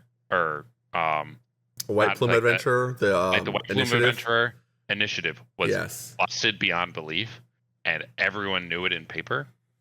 And then they put it on MTGO, and within like 6 hours, it won a challenge or something like that. And they were like, "Oh, it seems like people kind of like figured this out really, really fast." And I'm like, "Dude, no, this has been going on for like 6 months." Yes. Like we just needed the 2 cards, and we got them. Right. Yeah, there's so many problems that you'd be like, well, dude, how many guys do you have working at Hasbro or WotC that make like bufu bucks to make these decisions? And it feels like they're just like, maybe they don't care, maybe the logistics aren't there for them, but like some of the other problems seem really solvable, or like, hey, we've known about this for a long time, you guys aren't even thinking about it, sometimes they listen. Like I think the play booster, obviously the price increase was a little rough, but the play booster in general, like overall a positive. Yeah, I kind of respect the play booster price increase because like it was $4 for like 20 years. Yeah, exactly. And then I'm like it's rough, but like they are a business, and like I understand like that's a little bit like they were losing. Like that's why they collected boosters, is because like they had to cut down on card stock quality because they couldn't make money off of boosters, their game, which is maybe a problem. Exactly. Yeah, and that's why I worry. And that's why I worry a little bit about Star Wars, because like even though like WotC is doing as well as it is, like Disney is a whole new animal. They could be making money, but it's not enough money for them, so they could just like cut the game in a year. Yeah, or like Lorcana and stuff like that. Like Lorcana's second round, like second expansion, had like huge like print run errors and things like that. Like cards with just like black splotches all over them. Yeah, and they're like. It's like when you see a Magic card like that, you're like, ooh, misprint. And when you see Lorcana cards like that, you're like, Lorcana, man, like, what are we going to do? What do you... Disney, come on. Quality control for all card games though has been so down. Just like, I mean, the graph is like down for quality control across all games for so long now, and obviously they have to cut corners somewhere.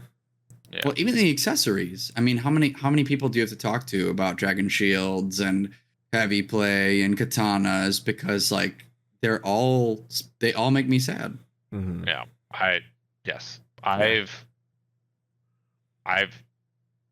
I've had to re-sleeve so many decks and things like that. I used to be like a double sleeve kind of guy, and now like it's such a hassle to double sleeve everything when your sleeves break all the time and you have to get the air pockets out all the time. Like, I bought like a bunch of like Dragon Shield black mats. I was like, this is the only thing I'm using from now until the end. I don't care anymore. Yeah. Get me out of this double sleeve nonsense. I'll be careful with my glass of water. It'll be okay. Yeah, exactly. I'm playing red. My deck's worth $75 at max. That's a good point. Like if you're playing tournament deck, just single sleeve it. It's fine. Commander, okay, double sleeve, whatever.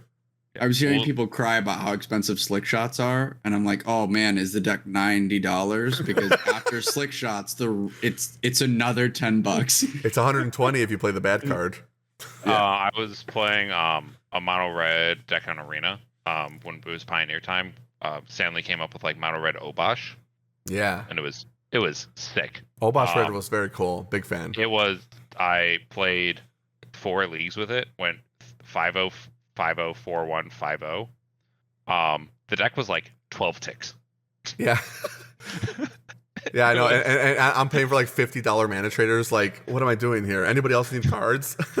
Yeah, right. Like, I bought the deck and ran a league for less than a Fury was before it was banned. Yeah. Speaking of Modern Horizons cards, oh my god, did you play Moto during Modern Horizons 2? Like, trying to get decks, even on mana traders, like my cap is like 1,100 tickets. I couldn't build a deck. I couldn't build like anything. It's actually so rough right now. Something I'm really excited for, and I don't know if I'm allowed to publicize this, but I'm going to anyways. WotC and Daybreak reached out to the people who qualified for the PT, and starting Tuesday or something like that, we're gonna have like the creator accounts basically full access. Oh, very cool. Sweet.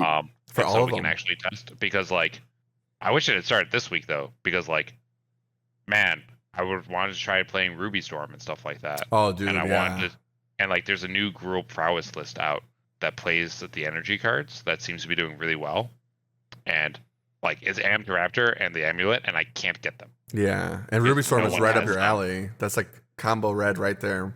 Solve the puzzle. Like give me these cards, and I actually just can't get them. And it's a week later because no one's opening packs. Miserable. Yeah, that was the same problem I had with Modern Horizons 2. It was like I would try to build like a Jund deck. It's like, okay, well, Ren and 6 plus. No, I can't remember what it was, but it's like between all the evoke creatures, Mox Ambers, Ren and 6, anything like that. It was like, okay, well, this place has 200 ticks. This place has 200 ticks. This place has 200 ticks. I'm like, this is like playing Jund in 2011 when it was like $200 Tarmogoyf, $100 Liliana. Okay, those 8 cards are $1,200, and now you have to build the rest of Jund. Yeah. if you told me like 10 years ago, like I was kind of aware of like the Tarmogoyf like scandal and stuff like that, even as a casual player and stuff like that. But if you told me that like 10 years later or 15 years later, however long it's been, that like Tarmogoyf is an $8 card, Liliana of the Veil is like sometimes played in Pioneer, and like fetch lands are $15. Yeah. Like fetch lands are less than shock lands. Yeah. Sometimes. Oh, well, one of them make mana.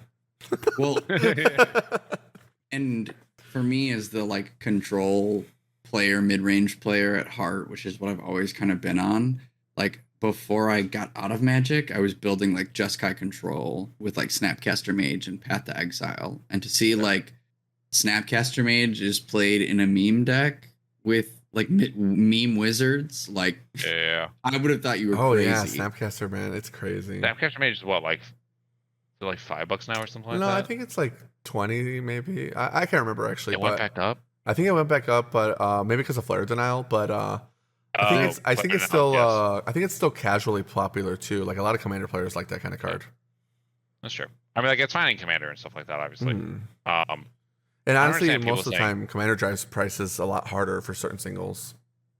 that is my experience opening these booster boxes because I've been trying a lot drafting and things like that the last few days. Nice. And I'll be like opening these cards. I'm like, why is this card $25? And I'm like, because like this Commander player really, really wanted it for their deck, and I'm like, cool, great. I know I'm you glad this bought. is half the value of my box. I know you bought a bunch of boxes at Nerd Reach because you really wanted to draft practice. Did you end Yeah. up getting a decent net return on your packs? I have no idea. That's fair. I was wondering if you sold them mean, yet because we ripped a I bunch and it was really good for us actually, and usually it's not. I think one thing that I've actually really liked is maybe you've noticed before. I was not aware there were 36 packs in each box. Yeah, love that. Mm. Yeah. I've been used to it being 24 for like the last few years or stuff like that. Well, it was 30 for set boosters. Was 30 for set boosters? Yeah. For a draft booster, was it still 36? Draft was 36, so I think that's why they went back. Okay, that makes sense because like I did like a 6-person team draft, and we could do 2 team drafts with the same box, and I was like, this is great. I have extra packs, stuff like that. But like going into like doing all these drafts and things like that and opening these packs, trying to like figure out how much they're worth and things like that while I'm doing the draft is like where my oh yeah, sure, 100%. I was just wondering if you had like a stack on the side and you're like the money cards. There's a stack of rares somewhere in my apartment right now, being like, and it's got like a bunch of like random like fetch lands and like necrodominance and like a couple birds and things like that. Yeah. But like a few planeswalkers here and there. I don't think I've opened a single Ral. I don't think I've opened a single Tameo in 4 boxes. Oh wow, really? That's crazy. Yeah. I mean, we were mostly opening pre-release kits because we got so many of them. But yeah, I got a ton of Tameos, a ton of Rals, and I was happy with that because my players needed them. And I might be playing Ruby myself for the team trios at Energy coming up. If I can, well, I have all the cards already. If Jared lets me borrow them, but the deck just looks so fun, man. I don't know if you've gotten to play it yet in paper. I tried it once in paper. It was a lot of fun. I could have things doing with it. It's definitely a different red than I'm used to. Like, sure. Yeah, it's like combo and stuff like that, but it's a lot more thinking about what you need to be doing rather than what you're doing in response to your opponent. Yeah, sure. And like, sure, like your opponent has like interaction and like counter spells and like Thoughtseize and blah blah blah. Grief is a card for some reason. Who knows? But like knowing, like, I don't love the idea that I have to do the calculus of like what's in my deck, and sometimes my deck just like I just hit all the air in my deck and nothing matters. Like I hit 5 rituals and no Reckless Impulse. Yeah. Like if I'm gonna lose games, I would like to, because all my cards are on plan A.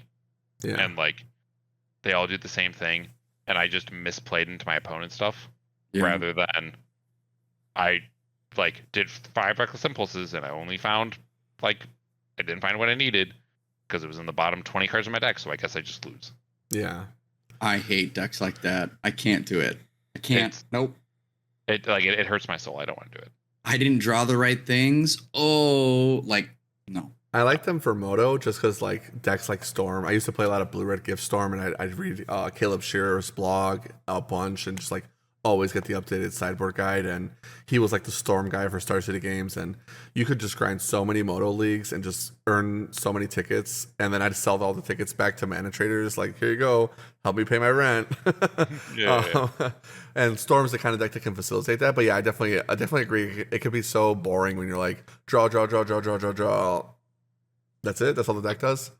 Hopefully they solidify a deck list that's like 95% consistent. I think the wish list is much better than the Darcy 100% list. I think the Darcy list is like fun and like it has the better secondary plan. Like I did 1 league with that list. I was able to borrow some Unsable Amulets from a friend. But like I beat Jund Sagavan, which is supposed to be a horrible matchup, just by beating them down with like DRCs and Gigantos. and it would never have hit that point if they just weren't in my deck and I had better cards instead. Yeah. So I can look at that win and be like, oh man, like I won this game. These cards are good. But like I won those games despite those cards being in my deck. Yeah, despite that these cards are bad. Also, like Jund Saga, like you said, it's like who's playing that realistically? If you go to like a tournament, right? Or like, okay, well, say round 3 of the RC, I played against a guy on Abzan Control who had 4 main board pest controls, 4 main board white marches, 4 main board black marches, and like a bunch of others. Yeah, like you guys, like this is my reaction when looking at this list. Very quickly 2-0 them. They did not have what they needed against me.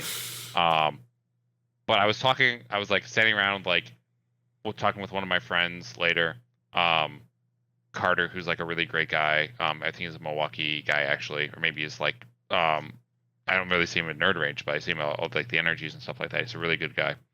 I was talking with him. One of his friends came up and was like, I just lost to some guy running 4 main board pest controls, 4 main board marches. Like I'm playing Convoke, and apparently I was the only person he hoped to play the entire day, and he just stormed off. And I was like, oh yeah, I beat that guy. like he was playing pest control, and so I played Slickshot, and he lost. Like I don't know. Right? Yeah, I was gonna say like pest control. Okay, you only want Convoke. Got it. Seems like a sweet card, but not in standard. Hey, pest control is a cool card, but four of them is a lot. That's really aggressive, brother. Yes, I think the card is. Pest control when it got spoiled, I was very much on the train of like, this card is kind of like, it's broken, but like I don't know if it's broken in the way that it's actually going to see play, because it is like really narrow. I don't love the fact that this 2-mana board clear also has cycling on it. Yeah. And like that was my thought. It's their deduce in their deck, as they were explaining it to me. If they don't like draw what they need, they just like cycle it away, or they don't use it and stuff like that. And I was like, this seems like a game plan to have, sure, but like, I don't know. Like, it's probably not. I actually felt like I was at a local for a bit. I was like, what is happening? Yeah, I feel like that card, when I saw it spoiled, I was like, this is a really awesome sideboard card. Like, this will be a great sideboard card. But so it'll be expensive for that reason. But other than that, I was like, I mean, it kind of reminds me of Rest in Peace, where it's like, for what it does, this is like the best at what it does, you know? So like, it's got to get played. Just need to find the format for it. I mean, eventually Pioneer will like have more go wide decks, and then Niv to Light will be super happy. Yeah, and someday Amalia will be banned, so we don't have to do that. you can't have go wide into Amalia. Amalia just stamps out so much of the format. Yeah, that's true. Mm-hmm. Yeah, it's unfortunate. What are you gonna do? Well, I think with that being said, that's not a bad time to wrap it up. If you want to give us some last minute shout outs for your boys. Yeah, shout out to the Flex Select crew. I've been talking about guys on the podcast. Super helpful, letting me get better. Shout out to also my friends and family. Like, I had so many people when I won, and like coming out of the woodwork to cheer me on. Yeah. A bunch of the Fanny Pack crew have been cheering me on too. John and Mason especially have been like really helping me out and really been doing what they can. There's honestly just like so many people I wish I could name. Again, shout out to Stanley, made the best 75, won the RC with it. would run back the exact same 75 every single time. It's like the deck list registration where it's like deck name, player, deck creator, Stanley. Thank you, brother. Yeah, exactly. Well, we super appreciate having you on. I mean, just hear like, I don't like playing aggro. And you talking about like the different lines and how you think about it, I was like, maybe. And I've never wanted to touch aggro in my life. So really, that's just a testament to like not only your knowledge as a player, but like your knowledge in your like lane of Magic, and you're really great at it. And again, as Stan said, we're also just so jazzed to see another local like get it. We're like, just because like it was crazy when you were popping off. I'll try not to tangent too long, but like when you were popping off, everybody's posting on Facebook like, and I was just like live following it, like refresh. Did he get it? And like they posted like the winner. I was like, yes, like That's how it should be, man. Like so cool. And like everybody was supportive, you know what I mean? Because like you said before, it's so easy for people to get salty at a children's card game, but it's like we gotta support our boys, man. Like that's awesome. Like we can make fun of Brickman later, but right now, Adam's the RC champion. 100%. Well, when you won too, I was like, oh wait a minute, I know that guy. He crushed me on Burn up in Madison. I was on Tron at the time. And it was I remember this. Yes. Yeah. It was that event that Sam Black like walked up, and they were like, we don't have any slots anymore. And he's like, okay, I'll just go like win the arena open or something. And I remember like playing, and you played Burn, and it was like 1, 2, 3, and I was like, oh yeah. That's that guy that crushed me. And of course he was playing Burn, right? Like right. the Tron player's nightmare. Oh, Adam's playing Burn. Oh. But with that being said, man, thanks so much for being on. Any last things you want to say? You don't need agency if your opponent's dead. Oh man, appreciate it. And for sure, that's gonna be his quote, man. If they don't make you a shirt, let me know. I'll order you one that says that. That sounds awesome. Amazing. Thanks for having me. This has been great. Appreciate it, man. Thanks for being on. Appreciate it. Have a good one, bro. Bye-bye. Yeah. And then, for the rest of you, this actually went a lot longer than we thought it was going to be. So, Frank, but it was great. It was great. I had a great time. I thought it was going to be short. I didn't know how long Adam's going to want to talk. I know he's working hard at getting his Pro Tour testing in. He couldn't give us too much details, as you could see, but that's because he's got to keep it lock and key. We'll see how he does in 2 weeks. That excites me. I was like, ooh, now I want to see it. Yeah, exactly. We'll see what he's playing at the Pro Tour. With that being said, before we get off, you want to give a quick recap of your RCQ win today? Yes. So, finally, the bride. No longer the bridesmaid. We've been waiting so long. If we're successful, I'll have a photo carrying Frank in my arms, and he'll be in a beautiful wedding dress. We will be successful because I'm a light man. It's not hard to pick up. Well, I meant like we got to find a dress or get really good at Photoshop. Yeah. No, don't worry. We'll find one. I've got a great figure, and I can go to Goodwill and get something cute. For sure.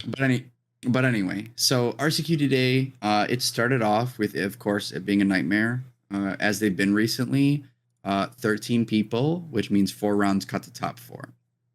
And when you're in a 4-round, cut the top 4, it really feels like my games have to be really tight and good, because you have to 3-1 or better. Like, right. That you're not in. We teched differently with Niv to Light. We brought in Elishnorn and Casualty of War to Casualty of War hits green better than we thought Buzz Crusher did, because it could hit almost multiple things on their board, and Buzz Crusher felt too late most of the time. It's funny too because they're also playing Elishnorn. All the green decks are playing Elishnorn now. Right. So because it also basically, like we said today, that Elishnorn is the card that beats up on the mirror for them. They want it for the mirror, and they want it for Niv, and we want it for the mirror, and we want it for green. Right. So, and we also curved the sideboard to better fit against Burn, because we saw that an uptick in Gruul Aggro and Boros Aggro, and weirdly enough, there were Vampires players, but there were no Phoenix players today. Well, Vampires, it's not even a deck you have to tech for anyway, because I think we were talking in the chat and we agreed that Vampires and Phoenix is already not a bad matchup for you typically. Yeah. But we always expect Phoenix, and that's why I brought an Ashiok into the sideboard, and Ashiok was still good against the mirror. But we did. That's exactly what we saw. There were 3 mono green players in the room. There were 3 Vampires players in the room. There was a Spirits, Ensoul. Julian was on Jund mid range. Yeah. Really, Jund mid range. He got top 4 with that. Yeah. That's very cool. Because Riveteer's Charm. He was that deck is preying on Vampires, because Riveteer's Charm says target opponent sacks a creature. I like that because I used to play it in Modern. There was the Jund Sagavan deck that Adam was talking about. Yeah.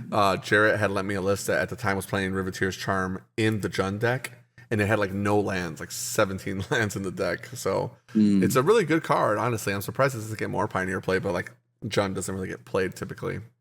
Yeah. And then, there were a couple Burn players. There was Heroic in the room. And I ended up facing like round 1 into, oh gosh, it's already fading away from me. But I believe I played the mirror. The mirror round 1, which is miserable. Yeah. You hate playing mirror matchups. Round 2 faced not vampires. I don't know, man. Round 3 I faced Julian. Yep, and he's on. Oh, you beat him? Yeah, he's on Jund. So I was so like, he had to have a win in it, and you got to split in your final round. Is that how that went? No, because I got a pair down. So I had to face mono green. Wait, does that mean you were 4-0? I was 3-0, and then there was 2-1s behind me. There was like 5 2-1s. You had to basically. Oh, you couldn't split. No, because the pair down, right. So then that put you to 4-0 then? No, I lost, which put me to 3-1. You lost, but you had the best breakers. I did have the best breakers, so I still was the first seed.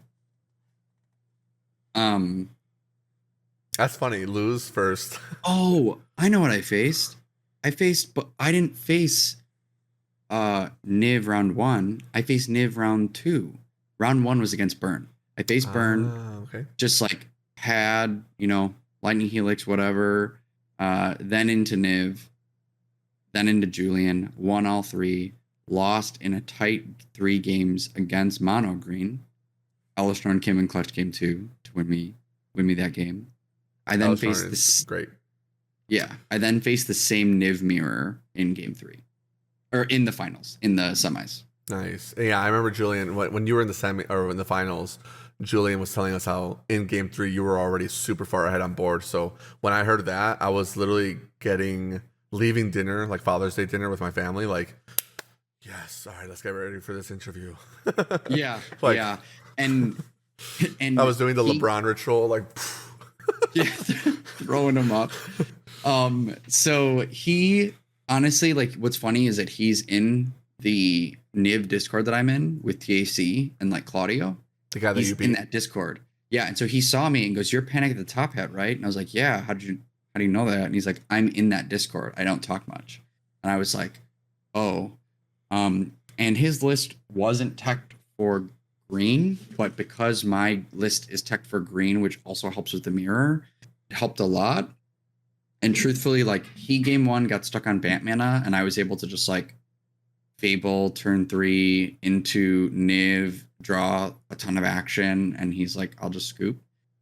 I kept a really greedy hand game 2, where I like had Unmoored Ego, had a Drowned Catacomb and 2 Fabled Passages, and I'm not kidding, I never saw another land. So like I wasn't able to cast anything on 3. Sure. And then had to cast something on 4, and then never saw lands after that. Nice. And in our game 3, he gets his Bring to Light before I do. It's for Niv Mizzet? Well, he got Niv Mizzet Supreme. The one that gives Jumpstart? It's Jumpstart, and it's hexproof from monocolored. I see. And why would you think he got that guy instead of the other one? I think that he got that because his game plan was the next turn, if this lives, I will bring to light again. Bring to light again. And I don't know if I like that though. And it's hexproof from monocolored. So I can't leyline binding it, and I have no spells that can hit that. Yeah. But the problem, I guess that makes sense. You're correct though. It was a bad play, and when I thought it, I was like my heartbeat, because I was like, "Oh, this is my time." And so I had Omnath on the board. He had a hostage taker that took my Fable token, and my Fable's about to flip. And I know that I have an extra land in hand and a Bring to Light. So he passes back to me. I shock in my land, go up 2 life because I'm Omnath, cast Bring to Light, get Tybalt. Tybalt exile his Niv Mizzet Supreme, and then like swing in. Yeah. I'm up on, like, I'm already ahead. So he put you on like, oh, you can't vanish it first, you can't leyline. But to me, I'm like, your best plan is to Bring to Light for a better card. So like, right. I feel like you should, if you're gonna Bring to Light first, just Bring to Light for the best card. I mean, the name of your deck is this guy, you know. I mean, to be fair, he did have a Niv Mizzet. It just wasn't the guy. Right. But you want, and that's what I said to Julian, because Julian's like, he asked me, he's like, why don't you just get Tibble in every game? And I said, because we have removal for Tibble. If you leyline binding Tibble, or you know, hit it with a Molten Collapse or whatever, you just spent a Bring to Light, which is like a demonic tutor. You just tutored for a draw 2. Yeah. That's terrible. Yeah. If you play Niv Mizzet Reborn... I like the way you worded that, actually, a lot. Like, Bring to Light shouldn't be divination. And it's not even like a good divination. It's like, exile a card from you, exile a card from me. Even if you're playing the same deck, it's like 2 lands. And they could be garbage cards. Exactly. They could be garbage. Whereas if you hit Niv Mizzet Reborn, you could, at best, like in best case scenario, get like a Vanishing Verse, a Bring to Light, and one other card. Yeah. So you're at least with Niv. Yeah, if you're at least Niv Mizzeting Reborn, you're drawing good action, like for sure good card. Right. And so that was the correct play. And that's why, when you said that, I was like, oh, suspicious. Because like you want to be like, I mean, it's almost like they're both draw 2, right? Tibble and Niv Mizzet Supreme, or no, sorry, Reborn are both like a divination, but the Niv Mizzet is selective. It's going to be divination for Pillage the Bog, Lila, Lightning Helix, Banishing Verse, Notion Thief, whatever the heck you're getting. And this guy's like, no, hold on. 6/6 that you're immediately going to kill. Like, yeah. I mean, and he should know that you have multicolor removal. Yeah, well, he was hoping because the only multicolor removal that kills that is Molten Collapse. And there's only one in the whole deck. Mm-hmm. So he was hoping just didn't have... Right. And Tibble. But he's hoping that I just didn't have Bring to Light mana. That's what he told me after the game. That's fair. I guess sometimes you can just like hope they don't have it. Yeah. And that's what he was thinking. But from there, I just got I played a Cornucopia. I then unmoored Egoed Bring to Light out of his deck, so he can't like tutor into wiping my board. And then just like had Elish Norn, double binding, remove things, crash in, until we got there. And so we finished, and I was like, oh. I mean, the prize support was truly terrible, but it was the first time that I was like, it doesn't matter, you know. Well, it's crazy too because we didn't get to talk about the RCQ you did here last week on the podcast yet, did we? No, but we didn't. For the viewers, 2 RCQs in a row at my shop, Boarset Gaming. Shoutouts. Not WPN and ruining my life. Not premium, right? I am WPN, just not premium. So we are only one slaughter. That's what I meant. Frank gets to the final back to back and loses back to back. Against decks that I should be beating. Yeah, like Rakdos, and then Phoenix, and then it was also people you beat in the Swiss. You're right. I beat that Phoenix player in Swiss. Both of them. You beat the Rakdos guy in the Swiss, didn't you? No, he was undefeated. Yeah, that guy actually cleaned. He was undefeated. But you did beat the Phoenix player. I beat him 2-0, cleaned him. Mm-hmm. Oh my gosh. But to be fair, Adam was playing really well. He got there, but man, the fact that you back to back second place, and second place is like, hey, at least I got prizing, etc. And we actually give prize at Boar's Head apparently. They do. I'm blessed. I keep hearing about all these other stores with the worst pricing of all time, and not to tangent too hard, but I was scheduling a Lorcana event for their store championship in July, and Todd was asking me questions about it. I was like, well, let me look at what other stores are doing since we are the last ones to schedule apparently, because they don't email us that we can schedule. They just go, oh, you didn't do it already? Anyways, I looked at 3 other stores, 4 other stores, and I don't want to name names because I'm not trying to start shit, but besides Nerd Rage actually posting their price support and the structure, all the rest of them had the shittiest pricing. I'm not trying to be an asshole, but awful price support. And one of them was it's gonna be they posted insane pricing, but it was contingent on getting this many players. If it's not, then the pricing is actually this, and it was not that bad, but actually worse than what we normally do. So I would say probably actually bad. Never mind. I think what we do is baseline. If you can afford to give more because you are it's swinging, then give more. But we try to give as much as we can without losing money, if that makes sense. Yeah.